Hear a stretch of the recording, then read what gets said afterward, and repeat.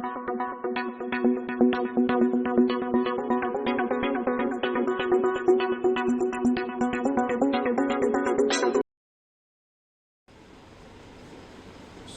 welcome in the introductory class of class 12 subject biology.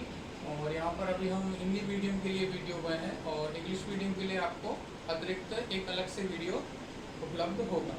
सबसे पहले शुरुआत करते हैं हम अध्याय 1 जीवों में जनन से। जीवों में जनन अपन को देखना है कि किस प्रकार विभिन्न प्रकार के जीवों में जनन कैसी प्रक्रिया है, किस प्रकार से वो संपन्न होती है। और अल्टीमेटली जीवों की बात करें तो जिनमें सबसे पहले अपन देखते हैं पौधे और दूसरे जंतु। तो अध्याय 1 में एक जनरल क्राइटेरिया आपको देखने को मिलेगा कि जीवों में जनन किस प्रकार होता है। और अध्याय 2 और अध्याय 3 में आप देखेंगे कि अध्याय 2 में पादपों यानी पौधों के लिए जनन और अध्याय 3 में जीवों में जनन, जिसमें हम पढ़ेंगे मनुष्य में जनन के बारे में। और इसी इकाई के अध्याय 4 में हम देखेंगे जनन से संबंधित कुछ स्वास्थ्य समस्याएं और उनके उपाय। तो चलिए इस वीडियो को हम शुरुआत करते हैं जीवों में जनन। तो जैसा कि आप लोग कक्षा 11वीं में पढ़ चुके हैं कि जीव क्या होते हैं, उनमें कुछ प्रकार के लक्षण होते हैं, जिनमें से एक लक्षण हो जाता है हम उसे कहते हैं जनन, यानी कि जीव जो है वो जनन कर सकता है। तो यहाँ पर सबसे पहले सवाल आता है तो ये जनन की जो प्रक्रिया है ये किस प्रकार होती है, क्या होती है, कैसे एक जीव जनन करके आगे अपनी पीढ़ी को बढ़ाता है। तो सबसे पहले हम देखें कि जनन एक प्रक्रिया है जिसमें कि बायोलॉजिकल यानी कि अपन बोलेंगे जैव वैज्ञानिक प्रक्रिया है, जिसमें कि एक जीव अपने समान छोटे जीव, जिसको हम बायोलॉजी या अपन जीव विज्ञान की भाषा में कह सकते हैं, संतति का निर्माण करता है। और इस संतति में आगे जाकर के वृद्धि होती है। वृद्धि के पश्चात वो परिपक्वता पर पहुंचता है ताकि कि वो आगे नए संतति का निर्माण कर सके। तो साधारण तौर पर आप यहाँ पर कह सकते हैं कि जनन एक जैव वैज्ञानिक प्रक्रिया है जिसमें जीव अपने समान छोटे जीव, जिनको संतति कहते हैं, का निर्माण करता है। और जब ये संतति में एक काल के दौरान वृद्धि होती है, वृद्धि के बाद वो जनन परिपक्वता पर पहुँचता है और वो फिर आगे जाकर के नई संतति को लाता है। तो इस प्रकार से अपन देख सकते हैं कि जो जनन है वो एक पीढ़ी से दूसरी पीढ़ी तक निरंतरता, जाति की निरंतरता को बनाए रखता है। तो यहाँ पे अपन कह रहे हैं कि जन्म होता है, जन्म के पश्चात यहाँ पर अपन कह रहे हैं कि वृद्धि है, और वृद्धि के बाद अल्टीमेटली वो मृत्यु को प्राप्त होता है और वापस से फिर इस मृत्यु होने से पहले वो नई संतति को उत्पन्न कर चुका होता है। तो इस तरह से ये चक्र कंटिन्यूअसली चलता रहता है। तो यहाँ पर अपन जनन को किस प्रकार से परिभाषित करेंगे कि जीवों में जनन एक जैव वैज्ञानिक प्रक्रिया के रूप में परिभाषित किया जाता है, जिसमें एक जीव, एक छोटे जीव जिसको अपन कह रहे हैं संतति को जन्म देता है, उसमें फिर वृद्धि होती है और परिपक्वता आती है और उसके बाद वो फिर नई संतति को जन्म दे पाता है। तो आगे हम देखेंगे कि जनन की प्रक्रियाएं कितने प्रकार की होती हैं, उनके फिर कुछ सब टाइप्स हैं, छोटे प्रकार हैं, और उनके कुछ फिर हम साथ में उदाहरण समझते हुए चलेंगे।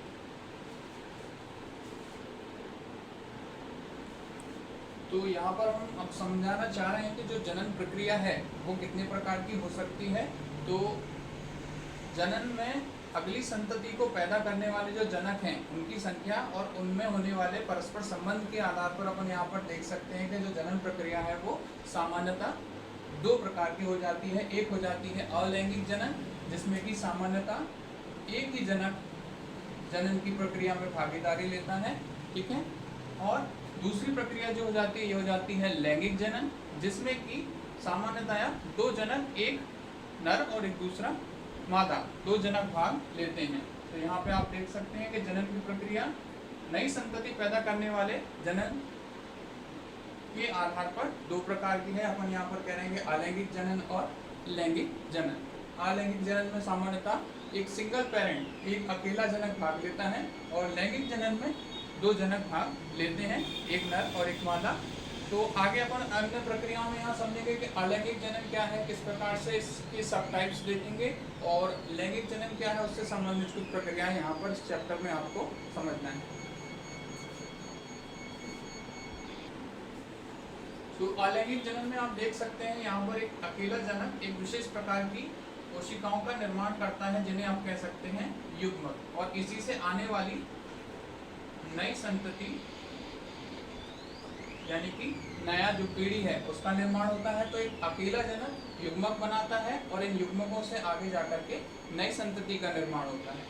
ऐसे ही देखिए अपन लैंगिक जनन में तो सामान्यतः दो जनक की भागीदारी हो जाती है, एक हो जाता है नर और दूसरा हो जाता है मादा। अब जिसमें ये नर युग्मक का निर्माण करता है और मादा युग्मक का निर्माण करती है,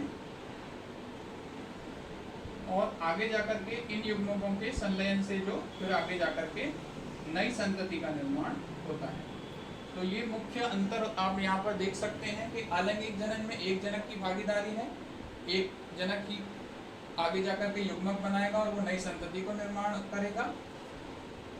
एक चीज यहाँ पर समझना ये जरूरी है कि अलैंगिक जनक जो है जनन है इसमें युग्मक का निर्माण हो ऐसा जरूरी नहीं है, लेकिन अपन यहाँ पर देखते हैं कि लैंगिक जनन में नर और मादा दो जनक मौजूद होते हैं और उसमें हमेशा किसी विशिष्ट प्रकार के युग्मकों यानी कि एक प्रकार की विशेष प्रकार की कोशिकाएं जो आगे जाकर के नई संतति के निर्माण में भाग लेंगे वो जरूर से जरूर संपन्न होता है।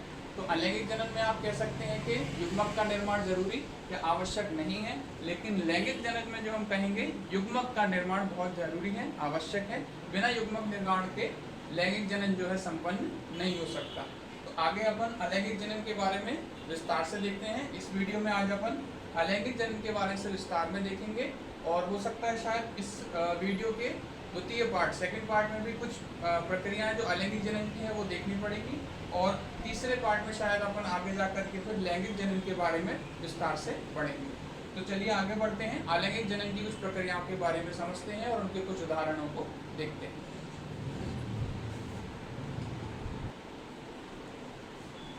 अलैंगिक जनन में जैसा कि हमने पहले भी कहा है कि एकल जीव जनक में नई संतति बनाने की संपूर्ण क्षमता होती है। तो यहाँ पर देख सकते हैं कि जो नई संतति बनती है वो अपने पूर्वज या जनक से बिल्कुल एक समान होती है या एक समरूप होती है।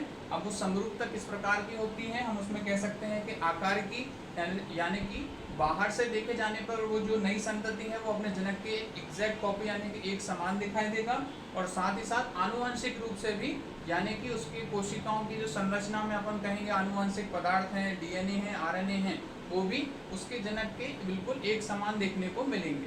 तो यहाँ पर अपन कह सकते हैं कि आकारिकी और आनुवंशिक रूप से एक समान जो संतति बन रही है वो इस जनक की क्या कहलाएगी, हम यहाँ पर कह सकते हैं क्लोन कहलाएगी। तो इसको क्लोन कहा जा सकता है क्योंकि जो नई संतति है वो आकार की और आनुवंशिक रूप से बिल्कुल अपने जनक के एग्जैक्ट कॉपी हो जाती है, एक समान होती है। तो चलिए आगे हम यहाँ पर अलैंगिक जनन के कुछ प्रकारों के बारे में थोड़ा डिस्कशन करते हैं। तो अलैंगिक जनन के मुख्य प्रकारों में जो आपके बुक में आपको इस साथ पढ़ने हैं, तो सबसे पहले आप देख सकते हैं विखंडन, सेकंड नंबर पे है यहाँ पर मुकुलन, थर्ड नंबर पे है बीजाणु जनन, फोर्थ है आपका पुनरुद्भवन, और लास्ट हो जाता है यहाँ पर कायिक प्रवर्धन। आगे जाकर के इनके कुछ सब टाइप भी हैं, जैसे कि अपन देख सकते हैं कि विखंडन में द्विविखंडन हो जाता है, और इसके अलावा बहुविखंडन, और इनके कुछ उदाहरण भी देखेंगे। मुकुलन, फिर बीजाणु निर्माण में कुछ प्रकार रहेंगे, और कायिक प्रवर्धन में कुछ जैसे कि कृत्रिम और जैविक। तो ये कुछ अलैंगिक जनन के मुख्य प्रकारों के बारे में अपन एक जनरल क्राइटेरिया यहाँ पर अभी बना लिया है। फिर एक एक करके हम इन अलैंगिक जनन की विधियों के बारे में विस्तार से पढ़ेंगे, साथ में कुछ जीवों जैसे कि पादपों, पौधों या जीवों यानी जंतुओं के कुछ उदाहरण यहाँ पर अपन एक एक करके देखेंगे जो आपके पाठ्य पुस्तक में दिए गए हैं। तो सबसे पहले हम अभी शुरुआत करते हैं यहाँ पर विखंडन से, और विखंडन में हम यहाँ पर देखेंगे द्विविखंडन और बहुविखंडन। तो यहाँ पर हम अभी डिस्कस कर रहे हैं द्विखंडन के बारे में। जैसे कि प्रक्रिया से ही आपको पता चल रहा है, द्वि यानी कि दो और विखंडन यानी कि टूटना। तो सिंपली ये जो अलैंगिक जनन की जो प्रक्रिया है या विधि है ये सामान्यतः एकल कोशिका जीवों में दिखाई देती है। कक्षा 11 में आपने जब जीवों का वर्गीकरण पढ़ा था तो उसमें अपन ने 5 जगत पढ़े थे, जिनमें से प्रोटिस्टा जगत और मोनेरा जगत, इन दोनों में ये जनन की विधि सामान्यतः आपको देखने को मिलती है। तो यहाँ पर क्या होता है कि जो सामान्य कोशिका विभाजन है कक्षा 11 में हम कोशिका विभाजन के बारे में पढ़ते हैं, जो दो प्रकार का होता है, समसूत्री और अर्धसूत्री। तो यहाँ पर जो समसूत्री विभाजन है वही एक तरह से द्विविखंडन के द्वारा अलैंगिक जनन की प्रक्रिया को संपन्न कराता है। तो जैसे कि हम देखते हैं कि सिंपली एक जनक कोशिका होती है और वो पहले इसमें केंद्रक का विभाजन हो जाता है और बाद में फिर कोशिका द्रव्य का विभाजन, और एक कोशिका विभाजित होकर के दो नई संतति कोशिकाओं का निर्माण कर देती है। तो इस तरह से ये सबसे सिंपल यानी कि सबसे सामान्य और सबसे सरल अलैंगिक जनन की विधि है, जो केवल एकल कोशिका जीवों में दिखाई देती है।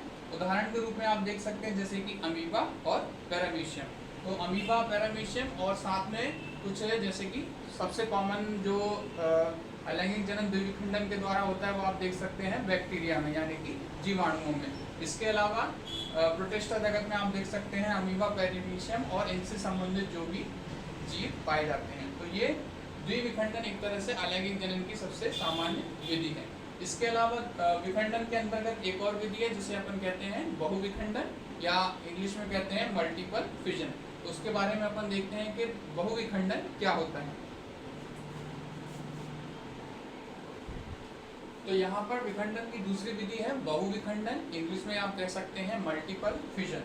तो जैसे अपन ने द्विविखंडन में देखा था कि एक जनक कोशिका दो कोशिकाओं में विभाजित हो जा रही थी, तो यहाँ पर उसी से संबंधित है कि बहुविखंडन, बहु यानी कि मल्टीपल, बहुत सारे।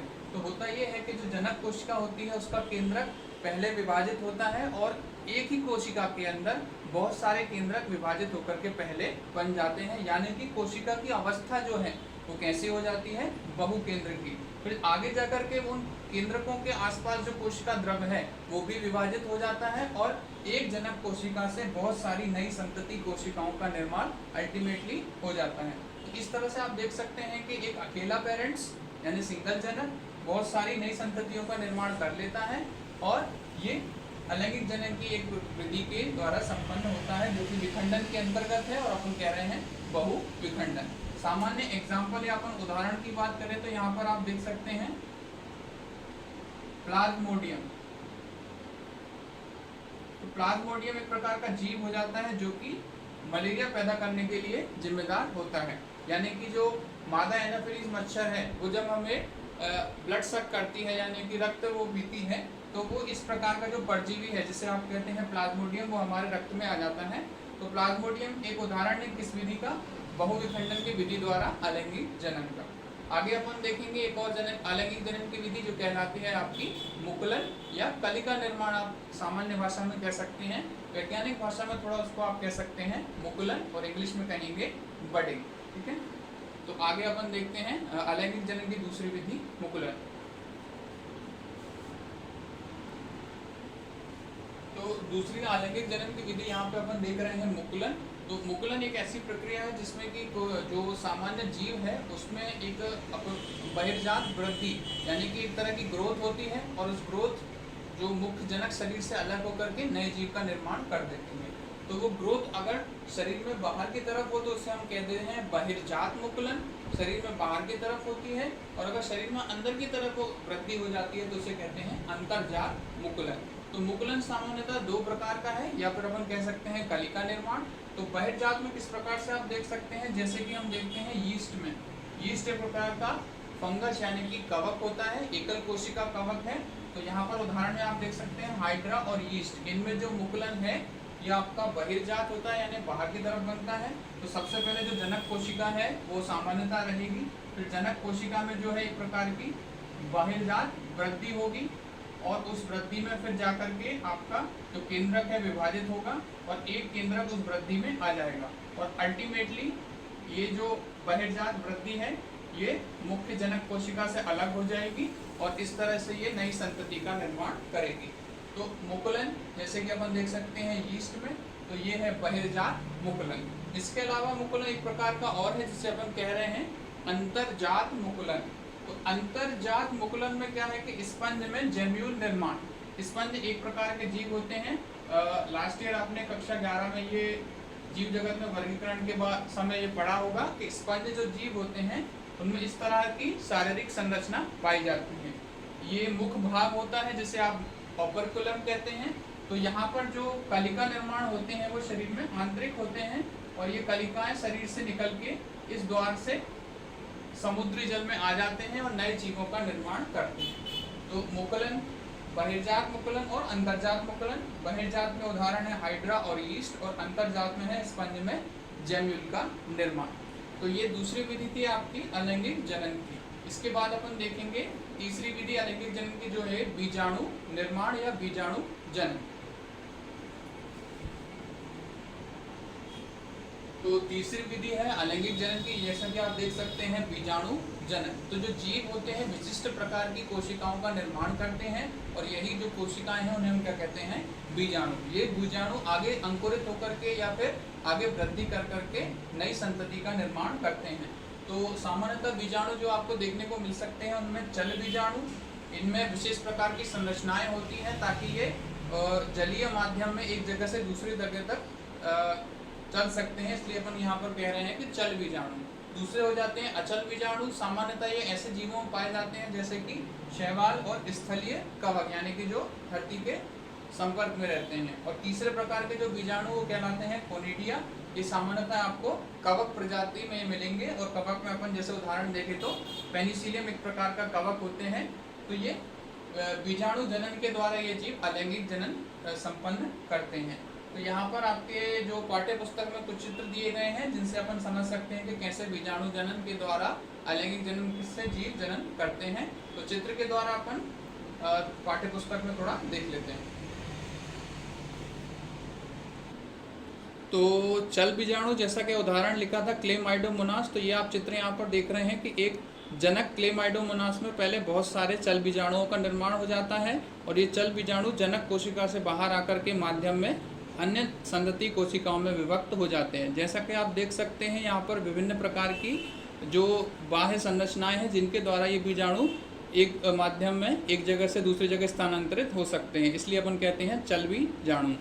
दूसरा अपन देखा है जैसे कि कोनिडिया। तो पेनिसिलियम एक प्रकार का कवक है जिसमें कि बहिर्जात इस तरह के बीजाणुओं का निर्माण होता है, और ये बीजाणु मुख्य जनक से अलग होकर के नई संतति का निर्माण कर सकते हैं।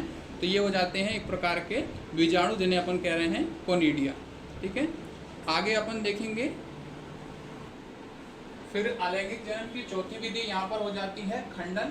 तो इस प्रकार की विधि में कारणवश जो जीव होते हैं कुछ टुकड़ों में बढ़ जाते हैं, और वे प्रत्येक टुकड़े आगे जाकर के नई संतति के रूप में व्यवहार करने लगते हैं। तो सामान्य उदाहरण अपन देख सकते हैं जैसे कि स्पाइरोगायरा, यानी कि कुछ प्रकार के शैवालों में, और कुछ प्रकार के प्लेनेरिया यानी कि एक प्रकार के ये क्रमी होते हैं, गोल क्रमी। तो इनमें ये सामान्यतः खंडन जो है अलैंगिक जनन की एक सामान्य विधि है। इसके अलावा इकाइनोडर्मेटा और निमेटोहेल्मिन्थिस यानी कि चपटे क्रमी और गोल क्रमी दोनों में ही ये एक प्रकार के जनन की सामान्य विधि है।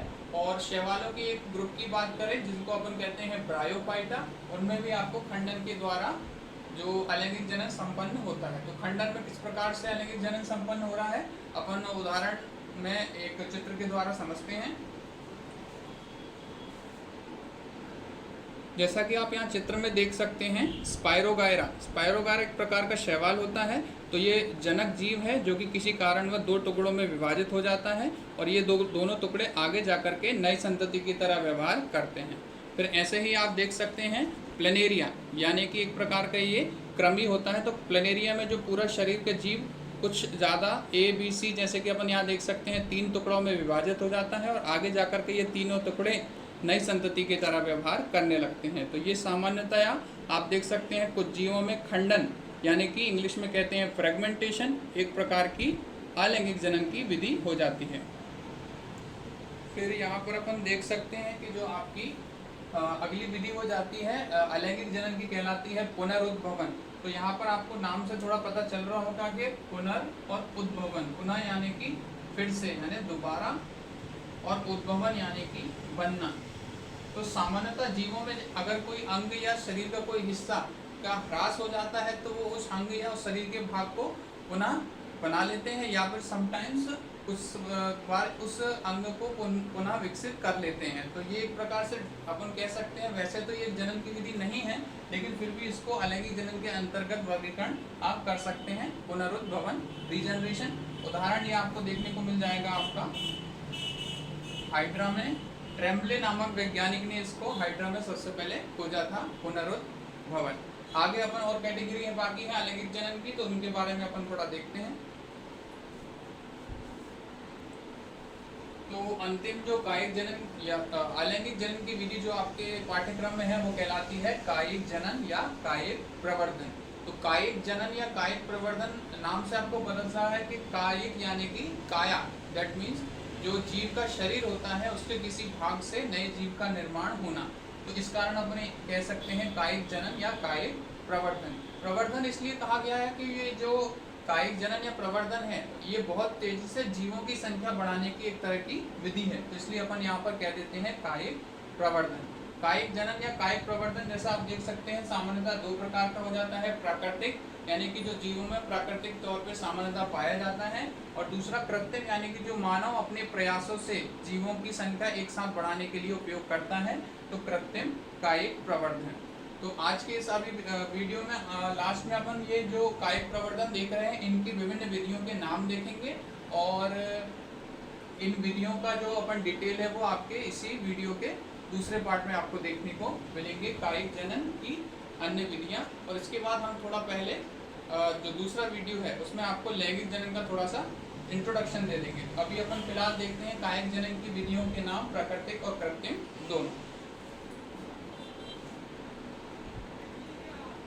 तो कायिक जनन की जो विधियां हैं एक एक करके अपन उनके पहले यहाँ पर नाम पहले देख लेते हैं, ताकि आप अगले वीडियो में इन नामों को, अगले वीडियो पढ़ने से पहले नामों को थोड़ा याद कर ले, ताकि अगले वीडियो में इनके बारे में जब अपन विस्तार से पढ़ें तो आपको थोड़ा अच्छे से समझ में आए। सो प्राकृतिक कायिक जनन की विधियों में सामान्यतः जो कायिक जनन है वो पौधों में यानी कि पादपों में ज़्यादा अच्छे से देखने को मिलता है। तो इनमें आप देख सकते हैं पौधे के विभिन्न भाग हैं जिनके द्वारा हम कायिक जनन से नए पौधे का निर्माण करते हैं। तो जैसे कि जड़ों के द्वारा, दूसरे नंबर पे है तने के द्वारा, और तने के कुछ मॉडिफिकेशन यानी कि परिवर्तन है, जड़ों के कुछ परिवर्तित रूपों के द्वारा, फिर पत्तियों के द्वारा भी अपन एक नया पौधा बना सकते हैं, कुछ उदाहरण अपन इसमें देखेंगे। और चौथा हो जाता है एक तरह की पत्र प्रकलिका, तो ये भी कुछ उदाहरण इसमें अपन आगे सेकंड वीडियो में देखेंगे। प्राकृतिक कायिक जनन की कुछ विधियाँ ये हो जाती हैं। इसके अलावा कृत्रिम विधियाँ जो कि मनुष्य अपने प्रयासों से पौधों की संख्या एक साथ अधिक मात्रा में बढ़ाने के लिए उपयोग करता है, जैसे कि रोपण या कलम बांधना सबसे सामान्य विधि आपने देखा होगा। कलिकायन या कली लगाना, इसके कुछ उदाहरण देखेंगे। दाब लगाना, कर्तन यानी कि काटना, और इसके अलावा सूक्ष्म प्रवर्धन। तो सूक्ष्म प्रवर्धन जो है एक ये वैज्ञानिक विधि है। ऊपर की चार जो विधियाँ एक सामान्य व्यक्ति परफॉर्म कर सकता है, लेकिन जो सूक्ष्म प्रवर्धन है इंग्लिश में कहते हैं माइक्रो प्रोपगेशन, ये एक तरह की वैज्ञानिक विधि है। तो ये कुछ सामान्य विधियाँ हैं कृत्रिम कायिक जनन की। और यहाँ पर अपन देख सकते हैं प्राकृतिक कायिक जनन की विधियाँ। तो इस वीडियो के जो दूसरे पार्ट में हम देखेंगे इन्हीं विधियों के बारे में थोड़ा सा डिटेल और उनके उदाहरण, और साथ में थोड़ा सा लैंगिक जनन के बारे में इंट्रोडक्शन। तो आज के इस वीडियो को यहीं समाप्त करते हैं। Thank you for watching our video. Please do like, share and subscribe and study well.